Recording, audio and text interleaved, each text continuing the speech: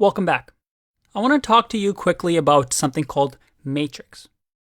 And a matrix is a way to describe 2D lists or multi-dimensional lists. What do I mean? Well, I can create a matrix, and this is a name that I just made, so I can call it whatever I want. But usually these are called matrix in programming. And it looks something like this. It's an array with another array inside of it. So let's say, for example, I have 1, 2, 3 here, and then another array, 1, or let's do 2, 4, 6, and then another array, 7, 8, 9. What's happening here? Well, it's a two-dimensional array. We have the main array, and then we have sub-arrays. 3 arrays to be exact. Now, why is this useful? And by the way, this is two-dimensional, but we can have multiple ones. For example, we can have another array inside of this array. But why is this important? These type of matrices come up a lot in topics like machine learning or image processing. For example, a computer doesn't really know what a photo of a dog is. The only thing it understands is zeros and ones.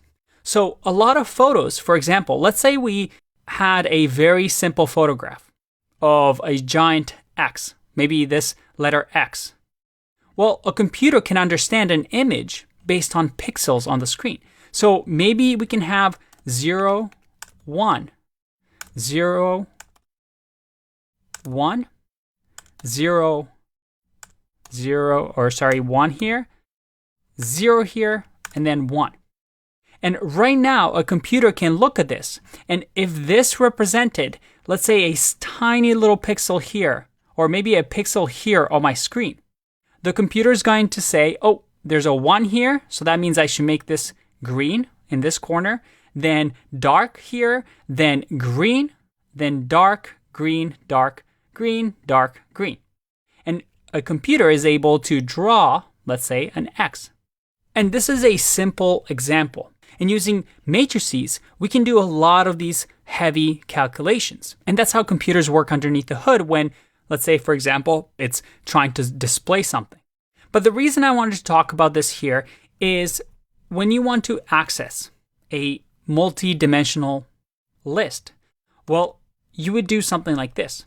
Let's say matrix, access the first item in the matrix, which in this case will be this first array because it's the first item. And then let's say we want to access the 0 in here, or let's change this to 5. Well, I'll do square brackets again and just do 0, 1. So if I go 1 here, and let's print that out.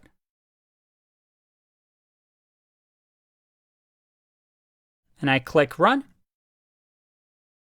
I get 5. So it's accessing the first item in the array. So it's going to look at the first outer array, grab the first item, which is right here, and then grab the second item in that array. So 0, 1, which is 5. And you can keep doing this. If you had multi-dimensional arrays, you can keep adding, keep adding, keep adding to access that information from an array or list. But remember, in Python, we want to use the term list. I'll see you in the next one. Bye-bye.